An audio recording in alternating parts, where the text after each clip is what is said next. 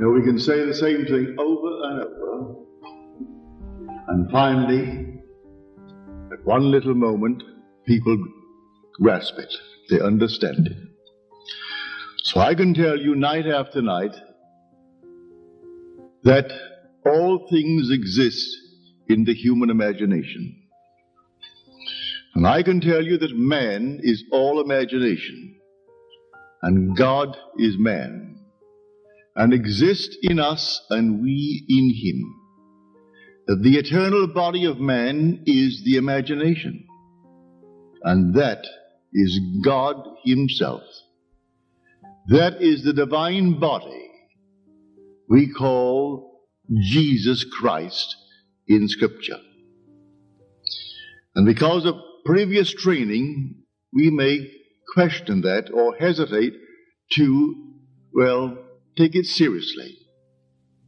Tonight, I hope I can show you through stories how true this is. You may never really lose yourself to the extent that I wish you would, but nevertheless, I'll tell you.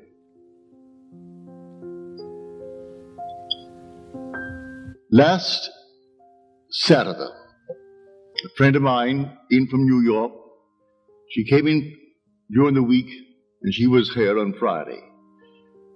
And I invited her to dinner on Saturday with a few other friends of hers out here. She called during the day and asked if she could come early. Could she come at 4 instead of 5 when I invited them? That she had things to tell me, and they would not understand it, and she would feel ill at ease in the presence of others in discussing these things. Now let me go back a little while with this lady. I met her here in this city 20-odd years ago. She was a beautiful young woman, about 30, a model.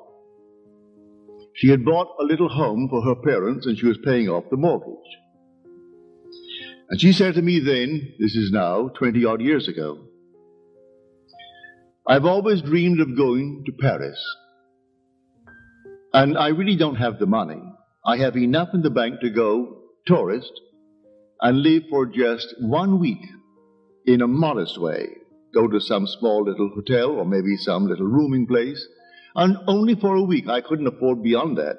And even that seems stupid now, when I think that I'm still paying off on the house. I said, you're asking the wrong person for advice, because I'm not a rational person when it comes to the world. To me, I do not go along with the reasoning mind. I am talking of an entirely different principle. I am speaking of imagination, and imagination to me is Jesus Christ. And Jesus Christ to me is God. And there is nothing but God, and all things are possible to God. If you want me to give you a reason for going or not going, do not ask me. You want to go, and you have just enough for a quick one. 1 week in Paris, maximum. Go tourist and live modestly and come back. Well, she didn't tell me what she would do, but she did go. On the second day in Paris, on a blind date, she met a man, 23 years her senior. He was already married 5 times. There was no offspring, but they fell in love. He divorced his 5th, married her, and they were blessed with a child, the image of that man. When I saw pictures of him, he was born in Russia, when I saw pictures of him, it could have been pictures of his little boy. Through the years, well, the man is very wealthy. He came into a fortune. International business. Factories here in our country, factories in Paris, factories in Puerto Rico, and factories all over. A very, very wealthy man. He went wild over this offspring. Well, as the boy grew, he was then 2.5 years old, and one night I had a vision. And I saw a little boy. He was about 5 years old, handsome beyond measure. And he told me that I was his father.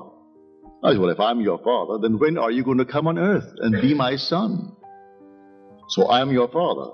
Are you coming down to earth and be my son? He said, yes. I said, when? He said, on the 10th of November. I said, you are? Now, this is late September. So I said to my wife the next morning, I said, darling, you know, you're going to have a baby on the 10th of November. Well, she said, I really believe all that you teach, but after all, this is ridiculous. I'm not even pregnant. This is late September. I'm going to have a son on the 10th of November. She said, no, that is out. I said, all right, that's what he told me anyway. That night in New York City at my lecture, this lady appeared. Her little boy was 2.5, and she was way out in hair. She looked as though she could have it right then. So I said to her, when do you expect your son? She said, no son. I'm going to have a daughter. Joseph and I, we want a daughter. Don't want any son, we have our son. I said, but when do you expect your child then? She said, oh, the doctor said around early January. I said, should your son be born on the 10th of November, may I tell you his name? His name is Neville Mark, because that's what he told me. Well, on the 10th of November, she had her little boy, and she called him Neville Mark. Well, the family now of 4, the 2 boys, and they grew. When the first one, the image of his father, Larry, reached the age of 18, they sent him off to college in England. Pardon me. And one morning, on a Saturday morning, I got a call from her, and she said, Larry is dead. Didn't prepare me at all. Larry is dead. I said, what are you talking about? She said, I've just got a call from the headmaster of the college in London. Larry was killed today, suddenly, in this automobile accident. 1 of 5, but he was the only one killed. The others survived. He wasn't driving the car, he was in the car. And we are leaving within an hour. Joseph and Neville and myself were leaving in the hour to go to London. So they did, and brought back the ashes of Larry and scattered it in Central Park. She went into shock, completely shocked. And for 2 months, she wasn't here. Her husband called me long distance. He wrote me to what to do. I do not know what to do. Should I put her into some asylum? Should I bring in something? Because she is not here. She refuses to be part of this world. But you do not know this woman. She has a determination that is like steel. You can't divert her. She can take any goal in this world and realize it. And she had one goal now. She had to know about Larry. If what I'm teaching is true, that all things exist in the human imagination, then Larry existed in her imagination. And she had to see him and touch him and know him, and know that he survived. She said, my religion failed me. My philosophies failed me. I couldn't open a book. Nothing could in any way encourage me or support me. And I lived in this state, just completely in shock, to the despair of my family. And on this morning, 2 months later, I felt something surging within me, surging and surging. And then out of my own being, here comes Larry.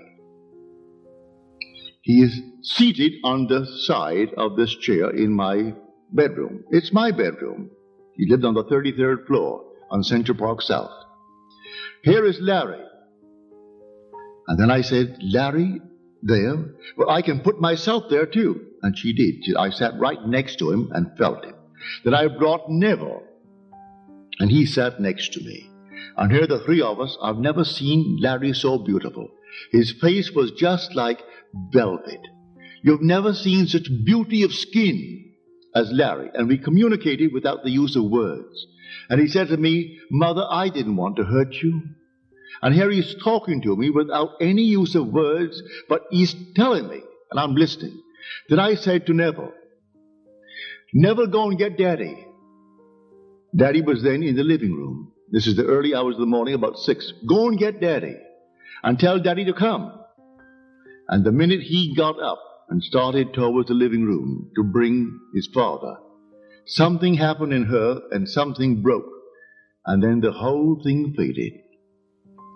But she said, at that moment, I was completely cured. I had a pain that no doctor could help. No philosopher could help. No religious person could help. No book could help.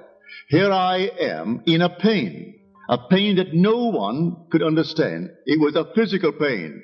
My body was racked with it.